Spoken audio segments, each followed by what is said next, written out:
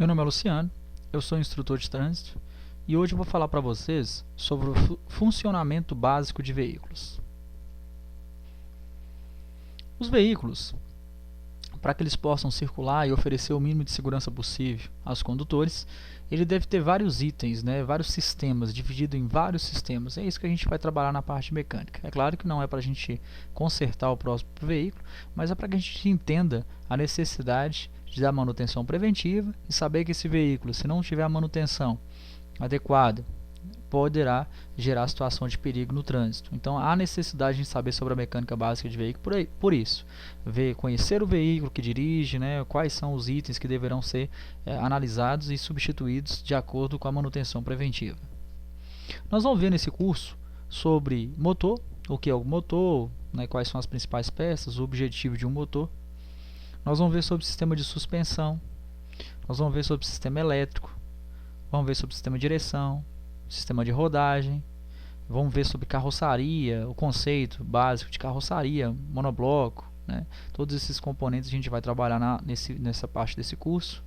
Nós vamos ver também sobre o sistema de transmissão e sistema de freios. Primeira coisa que a gente tem que saber sobre mecânica básica de veículos seria seu painel de instrumentos. O painel de instrumentos é um conjunto de indicadores utilizados em veículos, mostrando informações como velocidade, temperatura do motor, rotação do motor, indicadores de mau funcionamento de algum dos componentes do veículo ou de algum sistema que o veículo tenha. O velocímetro ele é um indicador de velocidade instantânea do veículo. Quer dizer, o velocímetro mostra a velocidade que você está, mesmo para que não desrespeite a velocidade máxima pré-estabelecida por aquela via. O odômetro, medir as distâncias percorridas, total ou parcial. O odômetro, ele registra a quilometragem do veículo. Ele tem ele parcial e total. O total ele é inalterável. Desde quando o carro saiu de fábrica, ele vai começar a contar os quilômetros percorridos pelo veículo e ele é inalterável. O parcial não. No painel de instrumentos vai ter um botão para você pressioná-lo, ele apaga e aí ele começa a contar de um ponto a outro. O manômetro indica a pressão de óleo lubrificante do motor. Então o manômetro ele vai indicar para a gente qual seria a pressão de óleo. Ele vai acender uma luz vermelha, nós vamos ver isso mais à frente, indicando que alguma coisa está errada no sistema de lubrificação. O termômetro indica a temperatura do motor, mostra para a gente a temperatura ideal de trabalho do motor. O voltímetro ou amperímetro indica a tensão de corrente elétrica do sistema. Vai analisar como é que está o sistema elétrico do veículo. Vai indicar para a gente algum sinal até de anormalidade no sistema elétrico. O tacômetro, conhecido popularmente como conta-giro, indica o número de rotações do motor, RPM, que é rotação por minuto. Seria conta as voltas de um eixo lá do motor, que seria o giro do motor, digamos assim. Por isso que popularmente ele é conhecido como conta-giros. Aqui nós temos o painel. Esse aqui é o indicador de combustível. Esse aqui é o indicador da temperatura ideal de trabalho do motor, que fica entre de 60 a 90 graus. Esse aqui, RPM, rotação por minuto vezes 100, indica para a gente as rotações do minuto. Aqui tem 0, 20, 30, 40, 50, 60 vezes 100. Então seria 100, 1000 rotações, 2000, 3000, 4000, 5000, 6000, 7000, 8000 rotações por minuto, indicando para a gente a rotação do motor. Isso é utilizado para que a gente possa passar marcha no tempo certo. O objetivo principal dele seria isso, manter aí entre 2000 e 3000 rotações por minuto, rotação ideal de trabalho do motor. A gente tem o velocímetro, que é esse aqui, ele indica para a gente a velocidade percorrida pelo veículo, indicando para a gente que a gente não desrespeite a velocidade máxima pré-estabelecida por aquela via. Então, esses aqui são as informações básicas aí do painel de instrumentos. Luzes do painel. O painel de instrumentos ele tem uma sequência de luzes que é interessante a gente saiba, conhecê-las. É interessante que vocês observem no painel de instrumentos de acordo com o manual do fabricante. Então é interessante que você leia o manual do carro. Mas tem uma sequência de luzes que praticamente tem em todos os veículos. Só que a gente vai ver aqui as mais comuns, que praticamente tem em todos os painéis de instrumentos. Essa primeira é um triângulo vermelho, indica para a gente pisca-alerta. Então quer dizer que o pisca-alerta do veículo está acionado. Então quer dizer que tem as 4 setinhas do carro piscando ao mesmo tempo em alguma situação de emergência.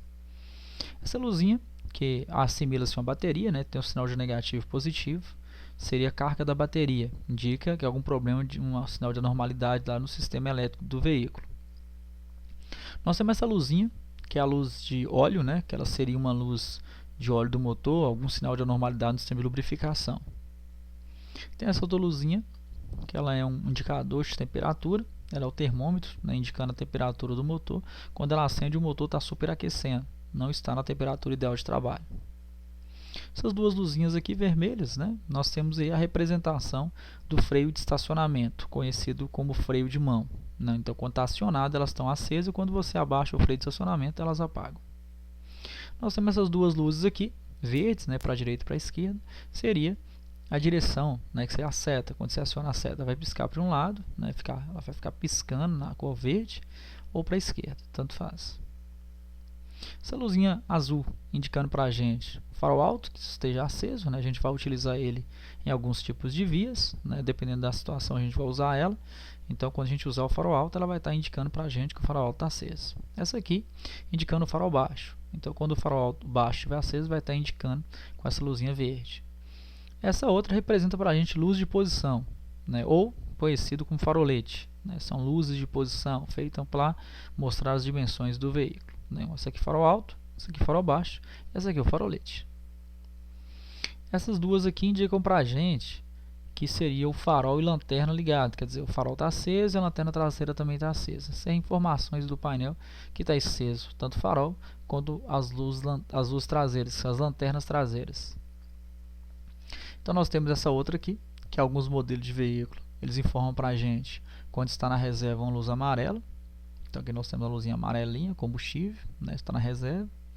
Essa luz indica para a gente injeção eletrônica, algum sinal de anormalidade de algum sistema do veículo. Essa outra aqui, o ABS, né, o freio ABS, indicando para a gente, né, que o freio ABS está com algum problema, que é interessante procurar o profissional. E por último, a gente tem aqui o airbag, né, indicando para a gente que há algum problema também do airbag. É claro que elas todas acendem, né, quando você vira a chave de ignição do carro a primeira vez. Elas acendem, quando você dá partida elas apagam, e quando elas voltam a aparecer, elas estão dando alguma informação para a gente sobre ou você acionou algum componente ou algum sinal de anormalidade no veículo. No geral, vocês têm que preocupar bastante com as luzes vermelhas. Né? Quando as luzes vermelhas acendem, exceto aqui o freio de estacionamento, que você vai acionar naturalmente, quando elas acendem em funcionamento, o veículo não estava com essa luz vermelha acesa e posteriormente começa a acender, você tem que preocupar, que são situações em que há algum sinal de anormalidade no veículo. As amarelas, elas te alertam sobre alguma coisa. Exemplo, combustível, questão da injeção eletrônica, questão do ABS está com algum problema. Então elas te alertam sobre alguma necessidade, não necessariamente precisaria parar o veículo automaticamente. Agora a vermelha, praticamente todas, principalmente essa que fala sobre o óleo e essa que fala sobre a temperatura do motor. Então fiquem bastante atentos a isso, para que tenha uma condução segura. Nós temos aqui funcionamento de veículos motor. O que é o motor e qual é o objetivo de um motor? O motor seria motor térmico de combustão interna. Seria a maioria dos motores atuais de veículos, né, carros, motocicletas, caminhões, eles usam esse tipo de motor, que é o motor térmico a combustão interna. Térmico que trabalha com temperatura, tem que trabalhar com temperatura. A temperatura ideal de trabalho dele fica entre 60 e 90 graus, a maioria deles. É de combustão interna porque a forma que ele produz movimento, né, que ele se movimenta, é a necessidade de entrar combustível dentro dele. Aí combustão interna para que produza movimento. É a fonte de energia do automóvel. Converte energia calorífica produzida pela combustão em energia mecânica. Então o motor, o objetivo dele é transformar a energia térmica em energia mecânica, que é essa energia calorífica, né, quando ele queima um combustível, em energia mecânica, que seria basicamente um movimento rotatório produzido no eixo que tem interno dele. O motor, nós temos que conhecer as peças deles, para que a gente consiga entender como que o motor transforma energia térmica em energia mecânica. A gente tem que conhecer as suas peças, principais peças de um motor. A gente tem aqui o motor dividido em peças fixas e peças móveis. Peças fixas são peças que não se movimentam, e peças móveis, automaticamente peças que se movimentam. As peças fixas, a gente vai ter o cabeçote, que é a parte superior do motor, a parte de cima. Nós vamos ter o bloco do motor, o bloco cilindros, seria a parte do meio do motor, e a parte de baixo, a parte inferior, chamado cárter. Esse cárter nada mais é que um reservatório de óleo, né? Eu acredito que a maioria de vocês sabe que a gente coloca óleo no motor e depois de um tempo a gente tira aquele óleo do motor para substituir por um óleo novo. Então o óleo, quando o motor está desligado, o óleo fica assentado aqui no cárter. Quando a gente dá partida no motor, esse óleo que está aqui ele sobe, né, para lubrificar as partes do motor superiores. E depois, quando você desliga o motor, ele vem escorrendo e volta para o cárter novamente. Então seria mais ou menos assim: parte de cima, cabeçote; o meio, bloco do motor; e a parte de baixo, chamada de cárter. São três principais peças fixas do motor.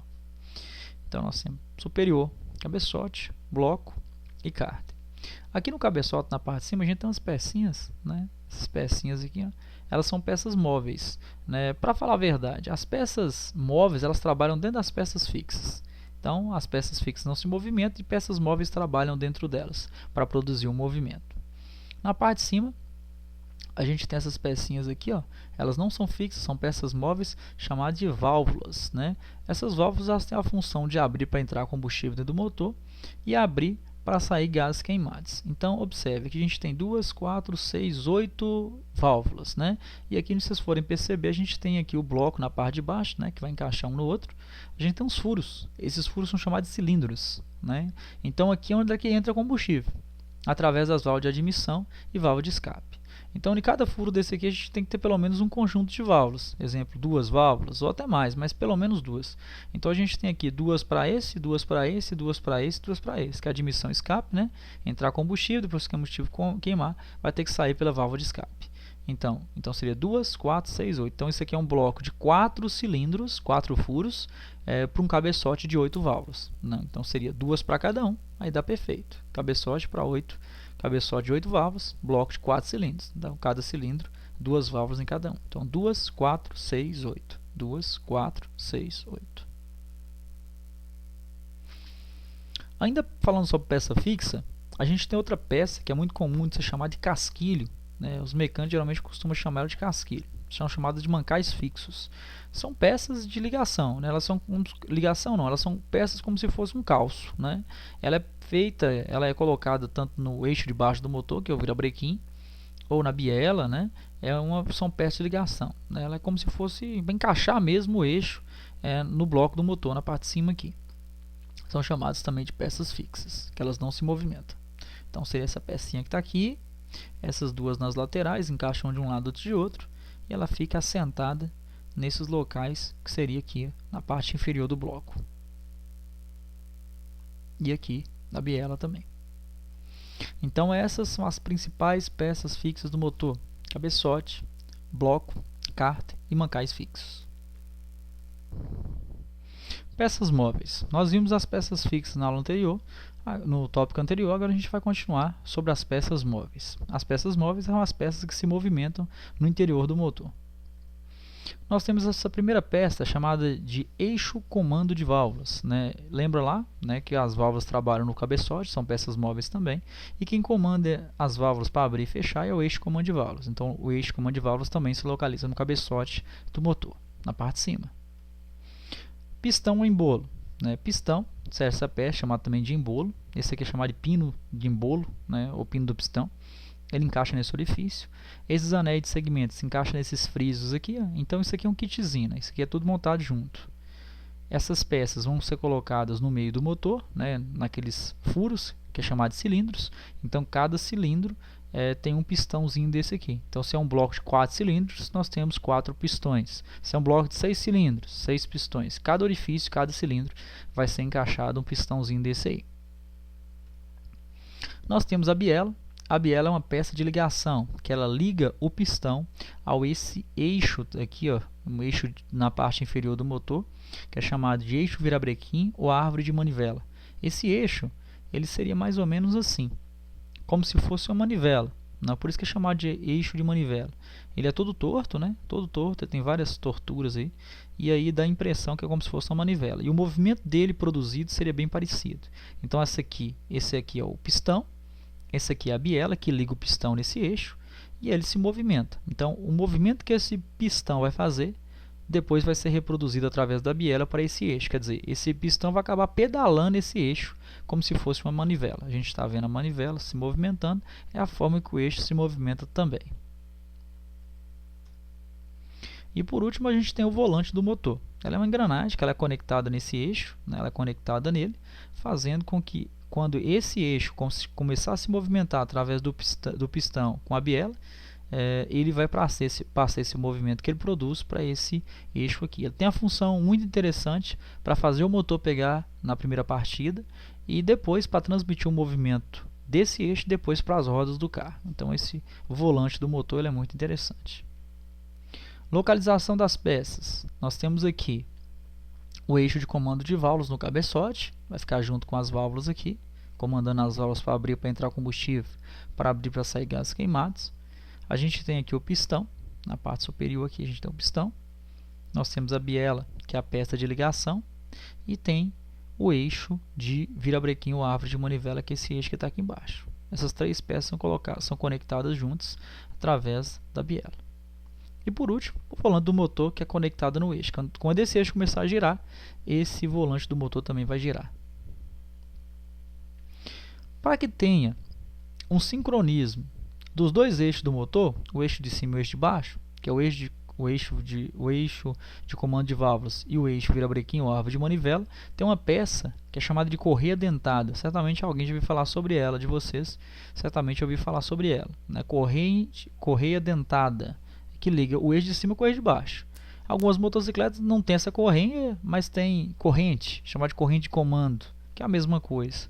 É uma forma de ligar a parte superior do motor com a parte inferior, a parte de cima com a parte de baixo.